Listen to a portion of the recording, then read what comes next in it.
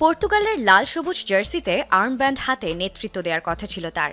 কথা ছিল যুক্তরাষ্ট্র আর মেক্সিকোর মাঠ কাঁপানোর, কিন্তু হ্যামস্ট্রিং চোট যে তাকে গত ২৮ ফেব্রুয়ারি আল নাসরের হয়ে মাঠ ছাড়া করেছিল। সেই চোটই এখন বড় বাধা হয়ে দাঁড়িয়েছে জাতীয় দলের জার্সিতে ফেরার পথে।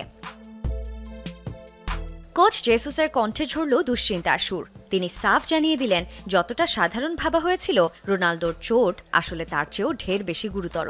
বিশ্রামের পাশাপাশি উন্নত চিকিৎসার জন্য তাকে উড়াল দিতে হচ্ছে স্পেনে। রোনালদো নেই, এই এক শব্দই যেন পর্তুগাল শিবিরে অনেকটা মেঘের ছায়া। এর আগে নভেম্বরে নিষেধাজ্ঞার কারণে খেলতে পারেননি তিনি। যদিও ব্রুনো ফার্নান্দেজ আর জোয়াও নেভেসরা আর্মেনিয়াকে ৯-১ গোলে চূর্ণ বিচূর্ণ করে দেখিয়েছিলেন রোনালদো ছাড়াও তারা অপ্রতিরোধ্য। তবে ভক্তদের মনে প্রশ্ন একটাই, রোনালদো কি তবে ফুরিয়ে যাচ্ছেন?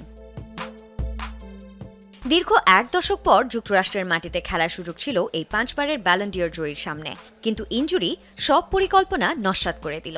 ২৮ মার্চ মেক্সিকো আর ১ এপ্রিল আটালান্টায় যুক্তরাষ্ট্রের বিপক্ষে লড়াইয়ে কোচ রবার্তো মার্টিনেজকে দল সাজাতে হচ্ছে স্কোয়াডের প্রাণ ভোমরাকে ছাড়াই।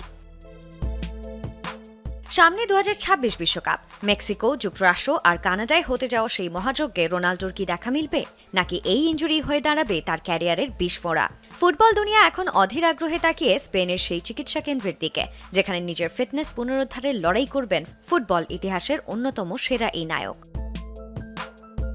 রোনালদোর অনুপস্থিতি কি পর্তুগালকে দুর্বল করে দেবে, নাকি নতুন কোনো তারকার উত্থান দেখবে ফুটবল বিশ্ব?